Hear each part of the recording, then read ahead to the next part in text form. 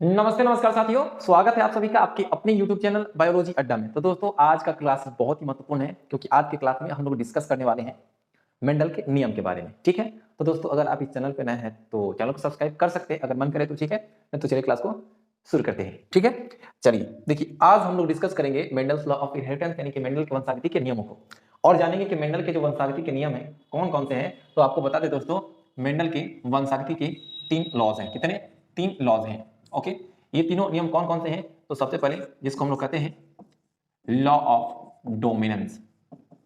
Law of dominance, तो दोस्तों इसको हम लोग कहते हैं प्रभाविता का नियम। ठीक है, प्रभाविता का नियम। ओके, जो सेकेंड है जिसको हम लोग कहते हैं law of segregation. Law of segregation यानी कहने का मतलब इसको हम लोग बोलते हैं, ठीक है, पृथक्करण का नियम। ठीक है, नंबर थर्ड दोस्तों इसको हम लोग कहते हैं लॉ ऑफ इंडिपेंडेंट असॉर्टमेंट यानी कि स्वतंत्र अवयवन का नियम। ठीक है दोस्तों, यानी कि जो मेंडल साहब हैं उनके कितने लॉज हैं? तो 3 नियम। एक बात बता दें आपको, मेंडल ऐसे नियम देकर नहीं गए थे, उन्होंने कंसेप्ट दिया था। उन्होंने क्या किया था? कंसेप्ट दिया था। और हुआ यही कि कंसेप्ट को लोग पर ध्यान गया नहीं और 1884 में उनकी मृत्यु हो गई। क्या होगी दोस्तों? उनकी सडन मृत्यु हो गई 1800, ठीक है, 84 में मृत्यु हो गई। तो हुआ ये कि उनके जो कंसेप्ट थी वो धरे के धरे रह गई। लेकिन फिर 1900 सेंचुरी की बात है, 1900 सेंचुरी नहीं, 19वीं शताब्दी, ठीक है, 1900 ईस्वी की बात है। हुआ यही कि एक एक नहीं, दो नहीं, बल्कि 3 वैज्ञानिक हैं। एक का नाम था कार्ल कॉरन्स, एक का नाम था ह्यूगो डिवरीज और एक का नाम था टेसन मॉक। देखिए एक व्यक्ति का क्या नाम था, थोड़ा सा इधर देखिएगा। एक है कार्ल कॉरन्स, ह्यूगो डिवरीज, एक है टी शर्मुख। ओके, टी शर्मुख, ये 3 वैज्ञानिक है। इन्होंने क्या किया, फिर से जो मेंडल साहब है उनके कंसेप्ट को इन्होंने दोहराया, रिपीट किया। क्या किया? रिपीट किया, यानी कि जो कंसेप्ट को उन्होंने लिखा था ना, उसे देख करके इन लोगों ने उसे फिर से रिपीट किया। क्या किया? रिपीट किया। आज जब रिपीट किया तो इनको पता चला कि जो मेंडल साहब थे इन्होंने क्या किया है, तो जेनेटिक्स का नींव रख के गया है, यानी कि जेनेटिक्स का उन्होंने नींव तैयार कर दिया था। ठीक है, और इनके जो कंसेप्ट थे क्या थे? सही थे। तब जाकर के यहाँ पे 3 लॉज आपके सामने हैं जिसको हमको पढ़ने हैं। Law of dominance, law of segregation, law of independent assortment. ठीक है, चलिए तो सबसे पहले हम अब डिस्कस करते हैं लॉ ऑफ डोमिनेंस को। ठीक है, लॉ ऑफ डोमिनेंस को,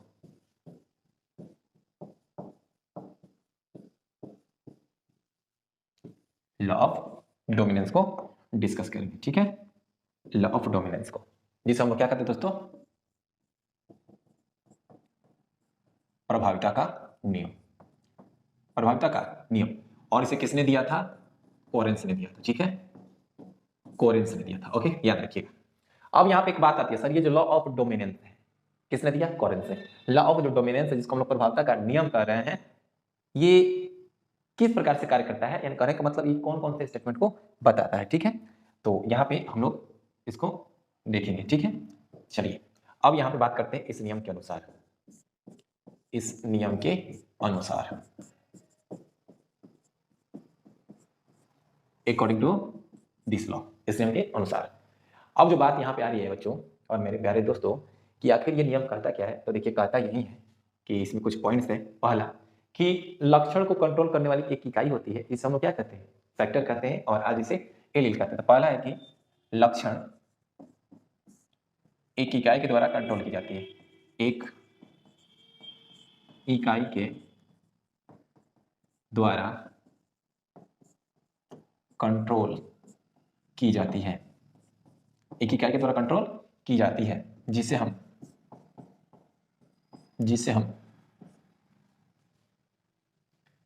हम एलील कहते हैं। एलील, एलील के बारे में हमने बताया जी, एलील कहते हैं, और मेंडल ने कारक कहा था। और मेंडल ने क्या कहा था? तो मेंडल ने कारक कहा था। ओके, चलिए तो ये पहला पॉइंट है कि लक्षण एक इकाई के द्वारा कंट्रोल किए जाते हैं, जिसे हम क्या कहते हैं, एलील कहते हैं। अब एलील क्या, तो हमने आपको बताया है जीन है और उसका जो अल्टरनेट है उसको एक साथ हम क्या कहते हैं, एलील कहते हैं। ओके, जिसे मेंडल ने क्या कहा था, कारक कहा था। क्या कहा था दोस्तों, कारक यानी कि ये फैक्टर कहा था। ओके, चलिए, और फैक्टर को जीन किसने कहा, ऑलरेडी हमने बताया है। इस नियम का जो दूसरा पॉइंट है कि एलील जोड़े में रहते हैं। क्या रहते हैं, एलील जोड़े में रहते हैं। दूसरी बात, एलील जोड़े में रहते हैं, जोड़े में रहते हैं। जैसे में देखिएगा कैपिटल टी स्मॉल टी, ये दोनों क्या है तो दोस्तों जोड़े में है। अब तीसरी बात कि दोनों एलील में से, ध्यान समझिएगा, दोनों ये जो जोड़े में है ना, दोनों एलील में से जो एक जीन होता है या एलील होता है वो दूसरे के ऊपर क्या होता है, प्रभावी होता है। ठीक है, यानी कि दोनों एलील में से, दोनों एलील में से एक एलील या एक जीन दूसरे के ऊपर प्रभावी होता है। क्या होता है, प्रभावी होता है। ये बातें बताई गई हैं लॉ ऑफ डोमिनेंस में। और भी कुछ बातें हैं, देखिए, दो एलील में से एक जीन दूसरे के ऊपर प्रभावी होता है। फिर जो एलील प्रभावी होता है,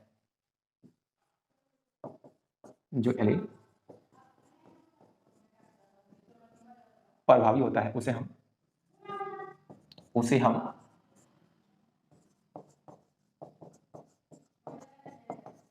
डोमिनेंट एलील कहते हैं। क्या कहते हैं, डोमिनेंट एलील कहते हैं। ठीक है, कहते हैं। तथा जो दब जाता है, मतलब कि अपने प्रभाव को नहीं दिखा पाता है, तथा जो दब जाता है उसे हम अप्रभावी एलील यानी कि रिसेसिव एलील कहते हैं।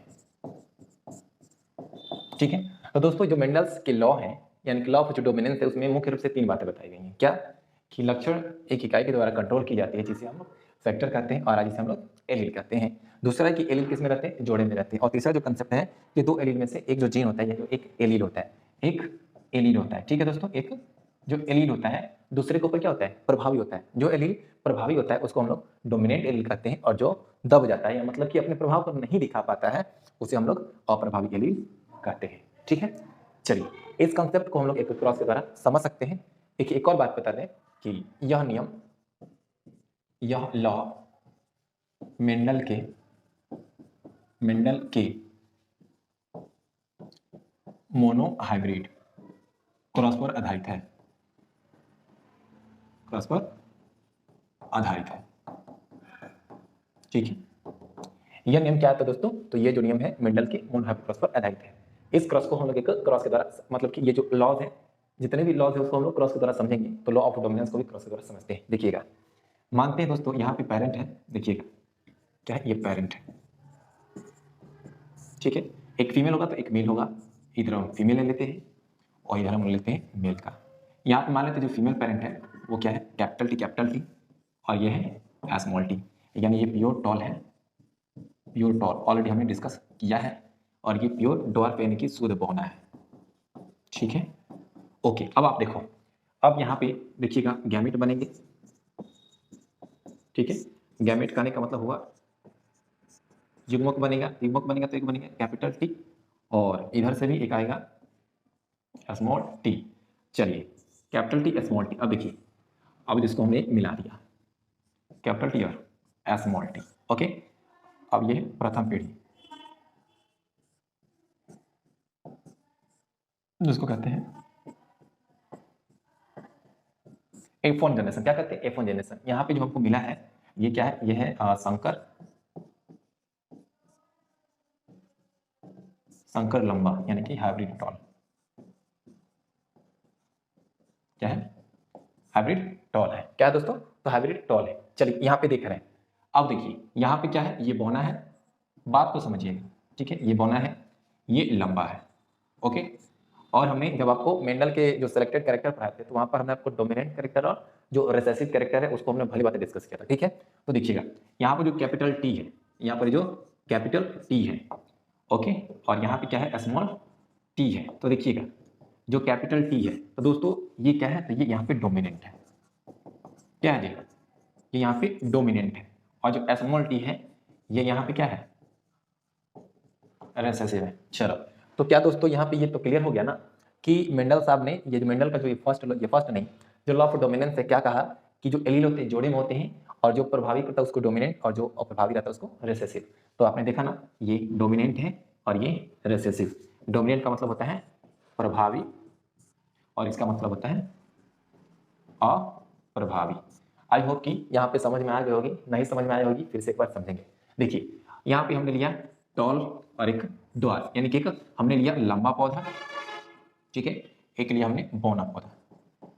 अब क्या हुआ, दोनों पेरेंट्स है तो हमने गैमेट लिए, इससे हमको मिला कैपिटल वाला, इससे मिला स्मॉल वाला। जब दोनों के बीच में क्या होगा दोस्तों, दोनों के बीच में हो गया ये निषेचन हुआ, तो हमको एक जो संतान मिला वो क्या मिला है, संकर लंबा मिला, संकर लंबा मिला है। तो एक बात समझिए कि यहाँ पर बौना वाला भी कैरेक्टर है, लेकिन बौना वाला कैरेक्टर सामने नहीं आ रहा है, लंबा वाला कैरेक्टर सामने आ रहा है, क्योंकि लंबा क्या है, डोमिनेंट है। तो दोस्तों ये लॉस यहाँ पे क्या होते हैं, प्रूफ होते हैं कि क्या होते हैं कि वह, ठीक है, कि वह एलील जो अपने आप को प्रदर्शित कर पाता है उसको हम लोग डोमिनेट करते हैं, और जो नहीं प्रदर्शित कर पाता उसको हम लोग रेसेसिव कहते हैं। इतना ये क्लियर हो गया, ठीक है। चलिए अब हम आगे बढ़ते हैं। अब यहाँ पर दोस्तों कहा जाता है कि जो लॉ ऑफ डोमिनेंस है इसके कुछ अपवाद भी हैं, लॉ ऑफ डोमिनेंस के कुछ एक्सेप्शन भी हैं, अपवाद भी हैं। तो दोस्तों हम लोग यहाँ पे लॉ ऑफ डोमिनेंस के अपवाद डिस्कस करेंगे, ठीक है।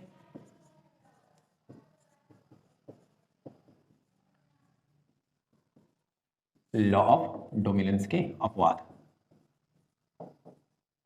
जिसको हम लोग कहते हैं exception of law of dominance, ठीक है, लॉ ऑफ डोमिनेंस के अपवाद। तो दोस्तों सबसे पहले यहाँ पे है जिसको हम लोग कहते हैं इनकम्प्लीट डोमिनेंस, ठीक है।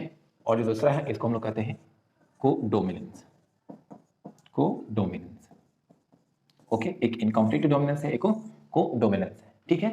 चलिए इसको हम लोग कहते हैं अपूर्ण प्रभाविता, अपूर्ण प्रभाविता, और इसको कहते हैं सहप्रभाविता, सहप्रभाविता।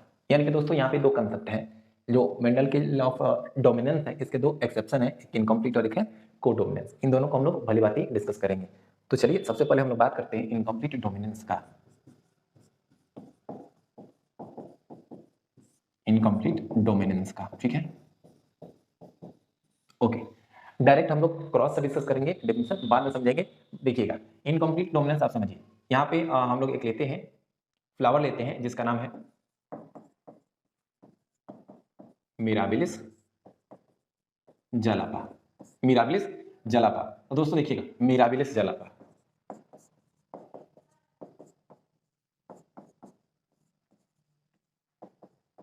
ठीक है। अब जो मिराबिलिस जलापा है ना, इसको हम लोग क्या कहते हैं, तो इसको हम लोग कहते हैं 4 o'clock प्लांट, 4 o'clock फ्लावर, यानी कि 4 बजे पौधा। अब यहाँ पे एक बात समझिएगा, इसके दो रंग होते हैं, कितने रंग होते हैं, तो दो रंग, एक होता है लाल, ठीक है, और एक होता है सफेद,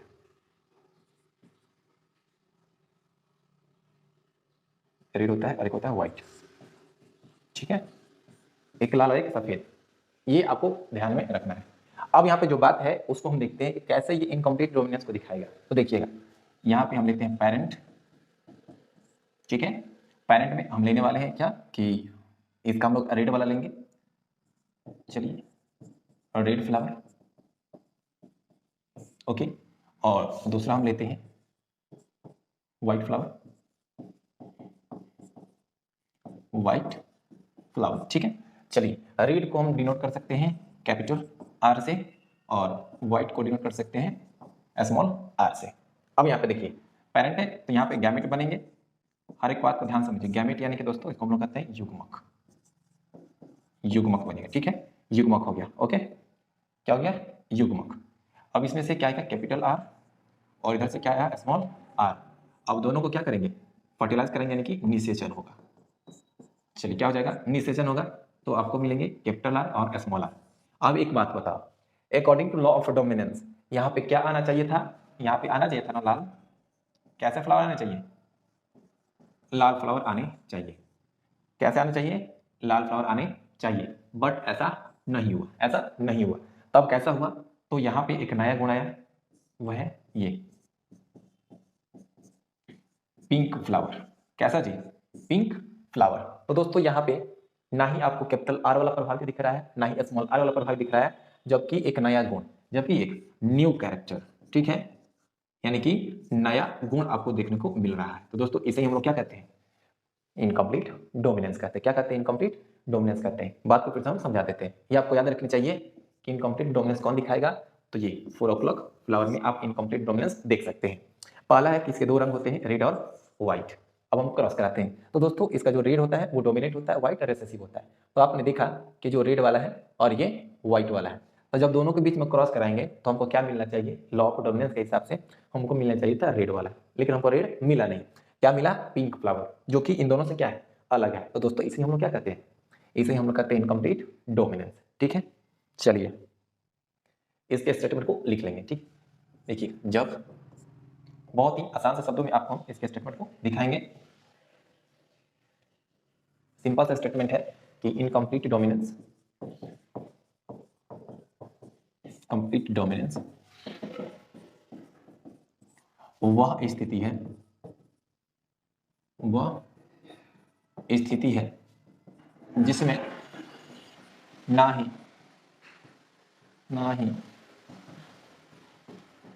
डोमिनेंट कैरेक्टर आता है, ना ही डोमिनेंट कैरेक्टर सामने आता है, और ना ही रेसेसिव, और ना ही रेसेसिव, जबकि एक नया गुण सामने आता है, एक नया कैरेक्टर सामने, ठीक है, आता है,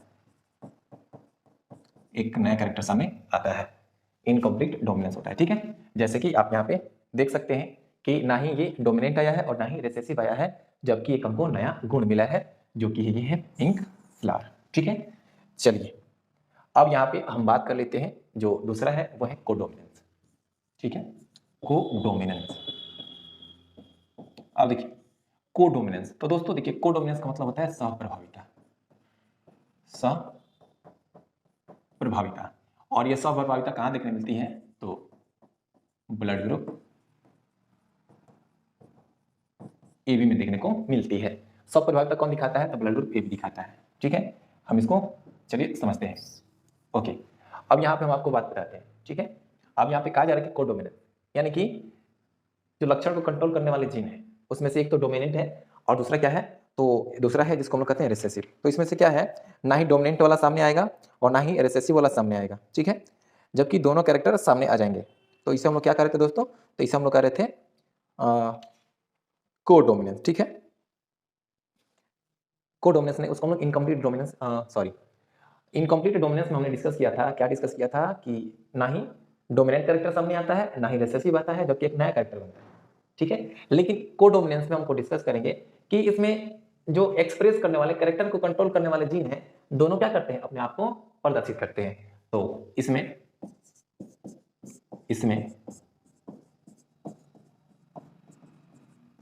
कैरेक्टर को कंट्रोल करने वाले जीन, कंट्रोल करने वाले जीन एक दूसरे के ऊपर प्रभावी नहीं होते, एक दूसरे के ऊपर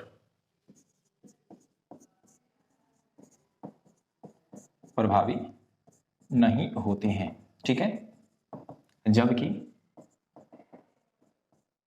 दोनों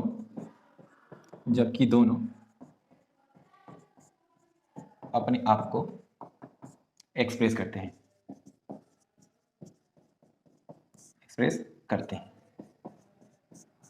ठीक है, जैसे देखिएगा यहाँ पे ब्लड ग्रुप क्या है, ब्लड ग्रुप एक ए होता है, एक बी होता है। तो यहाँ पे हम देख रहे हैं कि क्या है कि जो ए बी है दोस्तों, ये क्या कर रहा है, ना ही ए वाला बी के ऊपर प्रभावी हो रहा है, ना ही बी वाला ए के ऊपर प्रभावी हो रहा है, जबकि दोनों क्या है, एक साथ प्रदर्शित हो रहे हैं। दोस्तों इसको हम लोग कहते हैं कोडोमिनेंस।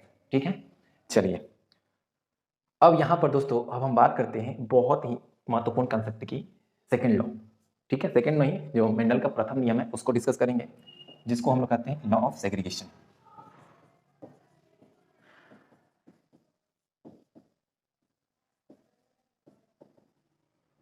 लॉ ऑफ सेग्रीगेशन, जिसको हम लोग कहते हैं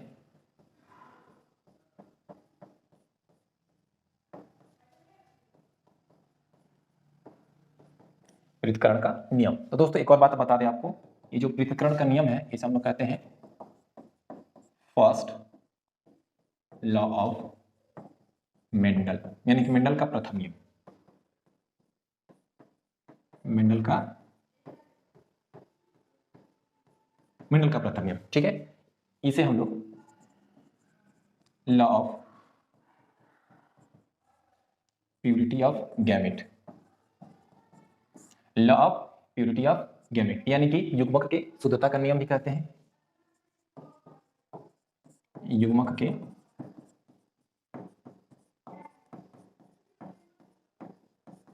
शुद्धता का नियम भी कहते हैं। तो सिंपल सी बात है, इसे फर्स्ट लॉ ऑफ मेंडल कहते हैं और दूसरा law of purity of gamete भी कहते हैं। तो दोस्तों अब हम इसको एक एक करके बोले तो इस स्टेटमेंट को हम लोग देखने का प्रयास करते हैं और समझने का प्रयास करते हैं कि लॉ ऑफ सेग्रीगेशन आखिर है क्या। ठीक है, देखिए ये जो नियम कहता है कि जो कैरेक्टर को कंट्रोल करने वाले एलियन है वो संतान में यानी कि जो इंडिविजुअल उसमें साथ साथ रहता है, यानी कि जो व्यक्ति यानी कि जीव है उसमें साथ साथ रहता है। और जब युग्मक का निर्माण होता है दोस्तों तब क्या होता है, वो क्या होता है एक दूसरे से सेपरेट हो जाता है। ठीक है, चलिए तो अकॉर्डिंग टू दिस लॉ, इस नियम के अनुसार, इस नियम के अनुसार, ठीक है, पहला नहीं, इस नियम के अनुसार कैरेक्टर को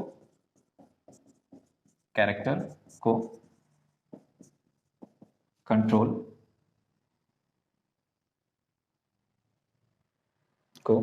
करने वाले एलील जीव में एक साथ उपस्थित होते हैं, एक साथ उपस्थित होता है, लेकिन मिश्रित नहीं, एक साथ उपस्थित होता है, लेकिन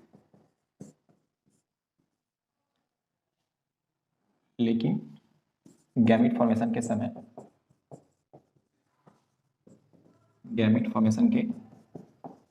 समय सेपरेट हो जाता है,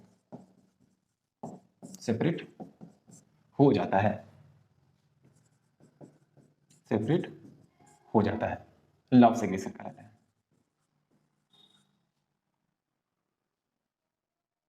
ठीक है, सेपरेट हो जाता है, ये रहा लॉ ऑफ सेग्रीगेशन। इस कंसेप्ट को हम लोग एक क्रॉस के द्वारा समझ सकते हैं। देखिएगा,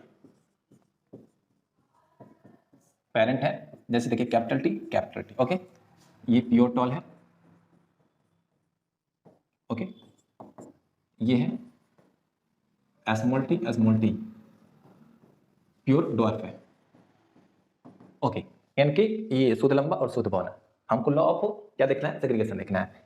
चलिए देखिए यहाँ पे कैपिटल टी है जिसमें से गैमेट बनेगा।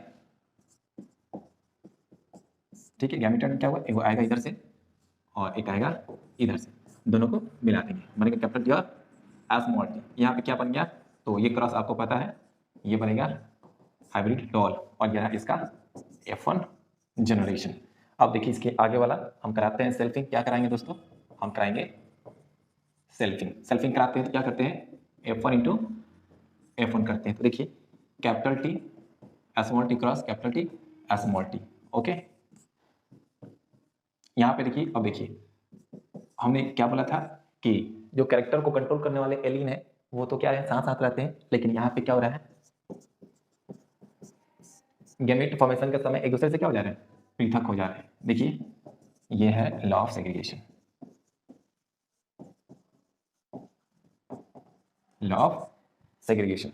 देख पा रहे हैं ना कि ये गैमेट क्या हो गया, गैमेट के समय जो एलील है वो एक दूसरे से क्या हो चुके हैं, पृथक हो चुके हैं। आई होप कि यहाँ तक जो बातें हैं आपको समझ में आ गई होंगी। ठीक है, चलिए फिर से हम चाहें तो इसको रिमाइंड कर देते हैं। देखिएगा हमने क्या किया है, पूरी बात को समझिए। देखिए लॉ ऑफ सेग्रीगेशन क्या कह रहा है कि कैरेक्टर को कंट्रोल करने वाले जो एलील हैं वो जीव में एक साथ उपस्थित रहते हैं, लेकिन गैमेट फॉर्मेशन के समय क्या होते हैं, सेपरेट हो जाते हैं, अलग हो जाते हैं। यहाँ पे देख सकते हैं कि देखिए पेरेंट है, पेरेंट से ये गैमेट इधर से, एक गैमेट इधर से, दोनों के बन गया ये संतान। ठीक है, इंडिविजुअल मतलब संतान होता है, तो यहाँ पे F1 जंक्शन की एक संतान है। थोड़ा सा अब देखिए यहाँ पे देखिए जब हमने यहाँ पे दोनों के बीच में सेल्फिंग कराया है तो गैमेट बना, क्या बना, गैमेट बना है। तो यहाँ पे क्या हो चुके हैं, दोनों क्या होते हैं, अलग हो चुके हैं, दोनों एक दूसरे से अलग हो चुके हैं। और ये किस बात को प्रदर्शित करते हैं, तो लॉ ऑफ सेग्रीगेशन को प्रदर्शित कर रहे हैं। प्रूफ हो गया। चलिए अब हम यहाँ पे डिस्कस करने वाले हैं लॉ ऑफ इंडिपेंडेंट असॉर्टमेंट।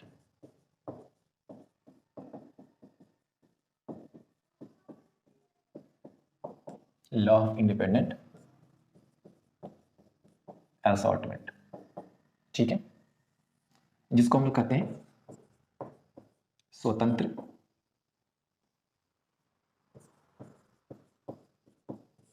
अपव्यवन का नियम, अपव्यवन का नियम। और दोस्तों आपको बता दें कि इसे हम लोग कहते हैं सेकेंड लॉ ऑफ मेंडल, ठीक है। ओके, इसे हम लोग क्या कहते हैं, सेकेंड लॉ ऑफ मेंडल के नाम से जानते हैं, ठीक है दोस्तों।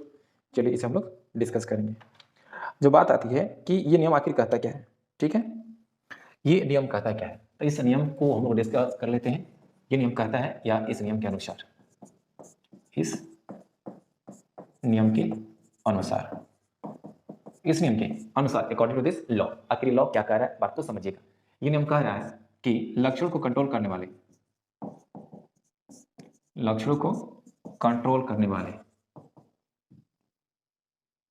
कंट्रोल करने वाले एलील क्या होते हैं, तो लक्षणों को कंट्रोल करने वाले एलील स्वतंत्र रूप से, एलील स्वतंत्र रूप से, स्वतंत्र रूप से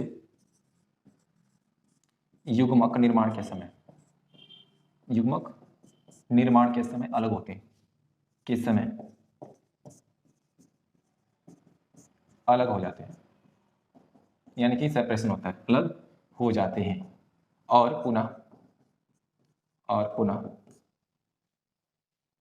पुनः निषेचन के बाद, और पुनः निषेचन के बाद, और पुनः निषेचन के बाद पैतृक एवं नए कैरेक्टर, एवं नए कैरेक्टर को, नए कॉम्बिनेशन, नए कैरेक्टर नहीं सर, नए कॉम्बिनेशन, नए कॉम्बिनेशन उत्पन्न करते हैं, नए कॉम्बिनेशन उत्पन्न करते हैं, उत्पन्न करते हैं। इस बात को अभी हम लोग रिपीट करेंगे। देखिए बात को समझिए, लॉ ऑफ इंडिपेंडेंट असॉर्टमेंट, जिसको हम लोग कहते हैं second law of Mendel, Mendel का द्वितीय नियम। अब ये नियम कहता क्या है, इस बात को हमको डिस्कस करनी है। देखिएगा, ये नियम कहता है कि लक्षणों को कंट्रोल करने वाले एलील, यानी कि वे एलील जो लक्षणों को कंट्रोल करते हैं वो क्या होते हैं, स्वतंत्र रूप से क्या होते हैं, जब युग्मक का निर्माण होता है, युग्मक का निर्माण यानी कि गैमेट फॉर्मेशन, गैमेट फॉर्मेशन के समय, युग्मक के निर्माण के समय, युग्मक के निर्माण के समय क्या होते हैं, स्वतंत्र रूप से अलग हो जाते हैं, स्वतंत्र रूप से अलग हो जाते हैं। और फिर क्या करते हैं, निषेचन होती है, तब जाकर के क्या उत्पन्न होता है, तो एक पैरेंटल कैरेक्टर, पैरेंटल कॉम्बिनेशन क्या उत्पन्न होता है, एक पैरेंटल कॉम्बिनेशन, ठीक है, और दूसरा एक न्यू कॉम्बिनेशन उत्पन्न होता है। तो दोस्तों ये है लॉ ऑफ इंडिपेंडेंट असॉर्टमेंट। और आपको बता दें यह मेंडल के डायहेबिक्रॉस पर आधारित है, ठीक है, based on Mendel dihybrid cross, Mendel के डायहेबिड क्रॉस पर आधारित है, ठीक है। चलिए ये था लॉ ऑफ इंडिपेंडेंट असॉर्टमेंट। अब जो लॉ ऑफ इंडिपेंडेंट असॉर्टमेंट है वो मेंडल के डायहेबिड क्रॉस पर आधारित है, इसको हम एक क्रॉस के द्वारा समझ सकते हैं। असॉर्टमेंट किस प्रकार से कार्य करता है और किस पर आधारित होता है। अब दोस्तों यहाँ पे हम लोग डिस्कस करेंगे, और वो क्या होगा दोस्तों, वो होगा हमारा ब्लड ग्रुप, सॉरी। अब हम लोग डिस्कस करेंगे ब्लड ग्रुप के बारे में, ठीक है, ब्लड ग्रुप के बारे में, कि ब्लड ग्रुप का इनहेरिटेंस कैसे होता है। तो ब्लड ग्रुप के बारे में आप लोग जान लीजिए। देखिएगा, ब्लड ग्रुप को किसने खोजा था, खोज किसने किया, तो लैंड एस्टीनर, लैंड एस्टीनर ने खोजा था। ओके, ब्लड ग्रुप कितने होते हैं, 4 ब्लड ग्रुप होते हैं, 4 ब्लड ग्रुप होते हैं। कौन कौन से? ए, बी, ए बी और ओ, ये 4 ब्लड ग्रुप होते हैं। ठीक है, याद रखिएगा ब्लड ग्रुप का खोज किसने किया था? तो ब्लड ग्रुप का जो खोज हुआ था किसने किया था? ब्लड ग्रुप का जो खोज किया था उन्होंने किया था, जिनका नाम है कार्ल लैंडस्टीनर। क्या नाम है जी? ये लैंडस्टीनर। ठीक है, लैंडस्टीनर ने इसको खोजा था। और ब्लड ग्रुप कितने हैं? तो ब्लड ग्रुप आपके हैं, बहुत ही सिंपल सी बात है, 4। ए बी, ए बी और ओ, ये 4 ब्लड ग्रुप आपके सामने हैं। अब यहाँ पे हम आपको एक चार्ट बता रहे हैं, यानी कि चार्ट दिखा रहे हैं, उसको आप भली बात क्या कीजिएगा, तो आप इसे उतार सकते हैं।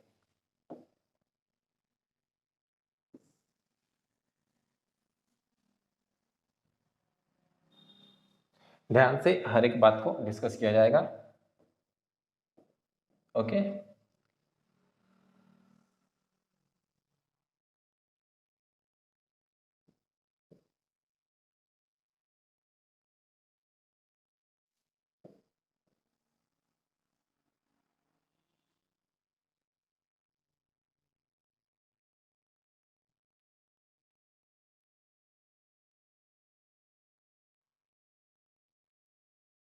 ठीक है।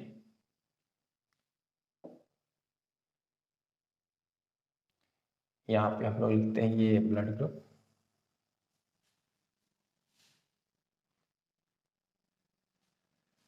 ओके, चलिए यहाँ पे हो जाएगा ब्लड ग्रुप। ठीक है, यहाँ पे एंटीजन, यहाँ पे एंटीबॉडी और यहाँ पे जीन, यानी कि किस जीन के द्वारा ब्लड ग्रुप को कंट्रोल किया जा रहा है। ठीक है, तो दोस्तों यहाँ पे हम सबसे पहले बात करेंगे। ठीक है, क्या बात करेंगे? ठीक है, 4 ब्लड ग्रुप है, हमारे पास 4 होने चाहिए। ठीक है, चलिए ओके। अब देखिए यहाँ पे रखते हैं हम लोग ए, हो गया,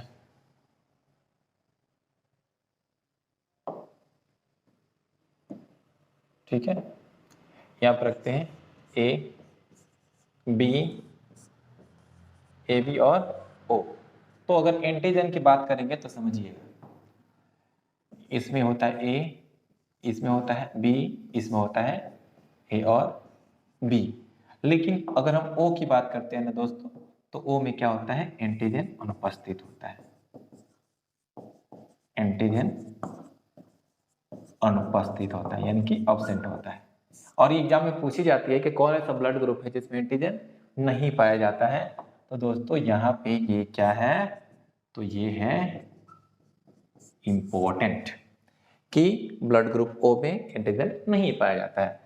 अब यहाँ पे हम लोग डिस्कस कर लेते हैं ये एंटीबॉडी का। तो दोस्तों इसमें याद रखिएगा एंटीबॉडी बी होता है, इसमें ए होता है, और जो ए है इसमें एंटीबॉडी नहीं होता है। ठीक है, यानी कि एंटीबॉडी क्या होता है? एब्सेंट होता है। ओके, और ब्लड ग्रुप ओ है, इसमें एंटीबॉडी ए भी होता है और एंटीबॉडी बी भी होता है। ठीक है, अब बात रहा सर ये जीन की बात।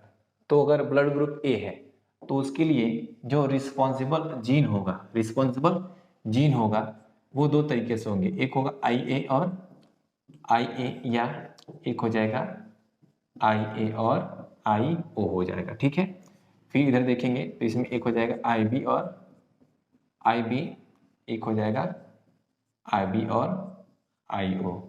इधर ब्लड ग्रुप ए बी की बात करेंगे तो इसमें होगा एक आई ए और एक आई बी, और ओ की बात करेंगे तो इसमें एक होगा आई ओ और एक आई ओ। तो दोस्तों यहाँ पे हम देख सकते हैं कि ब्लड ग्रुप 4 है, एंटीजन है, एंटीबॉडी है और ये उसके जीन है। चलिए कुछ बातें हम लोग डिस्कस करते हैं यहाँ पे। ठीक है, जो ब्लड ग्रुप ए बी है दोस्तों, ब्लड ग्रुप ए बी है, इसको हम लोग कहते हैं सर्वग्राही। सर्वग्राही यानी कि ये किसी भी ब्लड ग्रुप के रक्त को ग्रहण कर सकता है। तो ब्लड ग्रुप ओ है, इसको हम लोग कहते हैं सर्वदाता। क्या कहते हैं जी? सर्वदाता कहते हैं। तो सिंपल सी बात है, ये रहा ब्लड ग्रुप। कौन कौन से ब्लड ग्रुप होते हैं? किसको हम सर्वग्राही कहते हैं, किसको सर्वदाता कहते हैं? देखिए, सर्वग्राही ये भी क्वेश्चन है, सर्वदाता ये भी क्वेश्चन है, किसमें एंटीजन नहीं पाया जाता ये भी क्वेश्चन है, किसमें एंटीबॉडी नहीं पाया जाता है ये भी क्वेश्चन है। तो यहाँ पे आपको 3-4 क्वेश्चंस आपको मिल जाएंगे। ठीक है, चलिए अब यहाँ पे एक बात आती है, एक कंडीशन आपको हम दिखाते हैं। ठीक है, एक केस है, केस को समझिएगा। ठीक है, एक स्त्री है, ठीक है, स्त्री है, स्त्री का ब्लड ग्रुप, स्त्री का ब्लड ग्रुप क्या है? AB है। ठीक है, पुरुष है, पुरुष का ब्लड ग्रुप क्या है? B है। अब क्या हुआ, इन दोनों का शादी हुआ, शादी हुए तो बच्चे, तो जब बच्चे हुए तो उनके ब्लड ग्रुप क्या होंगे? बच्चे हुए तो उनका ब्लड ग्रुप क्या होगा, ये हमको पता लगाना है। ठीक है, चलिए इसको हम लोग पता लगाते हैं। ठीक है, चलिए तो सबसे पहले यहाँ पे स्त्री है, उसका ब्लड ग्रुप AB है, तो पेरेंट क्या है? देखिए, पेरेंट है स्त्री जिसका ब्लड ग्रुप है AB, और पुरुष है जिसका ब्लड ग्रुप है B। ठीक है, चलिए आपको हमने अभी जस्ट बताया है, थोड़ा सा ध्यान दीजिए कि AB के लिए होता है IA और IB, और B के लिए होता है IB और IB और I0, और A के लिए होता है IA और IA और I0। आपको ये याद रखनी है। ठीक है, चलिए ब्लड ग्रुप B है, तो देखिए यहाँ पे कंडीशन तो आपके सामने एक ही आएगा, एक आएगा IA और IB, लेकिन यहाँ पे आपको दो कंडीशन मिलेंगे, एक मिलेगा IB और एक मिलेगा IB और IO। तो दोस्तों आपको हम बता दें कि जब कभी भी आपको क्रॉस कराना होगा और आप चाहते हैं कि ज़्यादा संभावनाएं मिले, ज़्यादा संभावनाएं मिले, तो आप किसको सिलेक्ट कीजिएगा? आप हेटेरोजाइगस को सिलेक्ट कीजिए, हेटेरोजाइगस को सिलेक्ट कीजिए, आपको ज़्यादा रिजल्ट मिलेंगे। ठीक है, तो यहाँ पे देखिए IA और IB, तो यहाँ पे जब गैमेट बनाएंगे देखिएगा, तो एक हो जाएगा IA और एक हो जाएगा IB, इधर क्या हो जाएगा? एक हो जाएगा IB और एक हो जाएगा IO। अब यहाँ पे हम क्या करते हैं, तो इसको क्रॉस कराते हैं। क्रॉस कराने के लिए हम यहाँ पे आते हैं और एक आसान सा क्या करते हैं, तो एक चेकर बोर्ड बनाते हैं। ठीक है, जिससे आप आसानी से समझ सको। चलिए ओके, यहाँ पे हमने क्या कर दिया, तो एक हमने यहाँ पे एक बोर्ड बना दिया।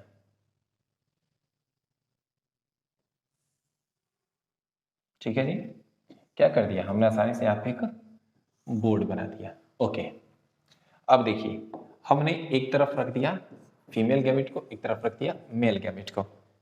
फीमेल गैमेट में क्या है? IA और IB, और मेल में IB और IO। तो एक इधर है IA और एक इधर है IB, और एक इधर है IB और एक है IO। दोनों को क्रॉस कराएंगे, जब दोनों को क्रॉस करेंगे तो ये क्या हो जाएगा? IA और IB। इधर को क्रॉस कराएंगे तो क्या हो जाएगा? IB और IB। इधर को क्रॉस कराएंगे तो क्या हो जाएगा? IA और IO। ध्यान से क्रॉस को समझिए। देखिए, A को O से कराएंगे तो IA और IO, A को B से कराएंगे तो IA और IB होगा, IA और IB। फिर B को B से कराएंगे तो IB और IB होगा। ठीक है, IB और IB होगा, और IB को O से कराएंगे तो क्या हो जाएगा? IB और IO होगा। चलिएगा बात को समझिए। तो अगर IA और IB है तो ब्लड ग्रुप क्या हो जाएगा? AB होगा, इसमें ब्लड ग्रुप A होगा, इसमें ब्लड ग्रुप B होगा, इसमें ब्लड ग्रुप B होगा। तो दोस्तों आपको हम बता दें संतान का ब्लड ग्रुप क्या होगा। तो संतान का जो ब्लड ग्रुप होगा, ब्लड ग्रुप होगा क्या क्या हो सकता है? तो आपका A भी हो सकता है, B भी हो सकता है, और AB भी हो सकता है, मतलब कि AB और AB में से कोई हो सकता है। आई होप कि यहाँ तक क्लियर हो गया होगा। ठीक है, तो दोस्तों हम लोग नेक्स्ट मिलते हैं नेक्स्ट लेक्चर में, और हम लोग इस जो यूनिट, ये जो चैप्टर जेनेटिक्स है, इसका हम लोग लास्ट टॉपिक को डिस्कस करेंगे। इसमें हम लोग डिस्कस करेंगे सेक्स डिटर्मिनेशन को, फिर जा करके हम लोग डिस्कस करेंगे क्रम विकास यानी कि इवोल्यूशन को। ठीक है, तो चलिए हम लोग मिलते हैं नेक्स्ट वीडियो में, तब तक के लिए जय हिंद।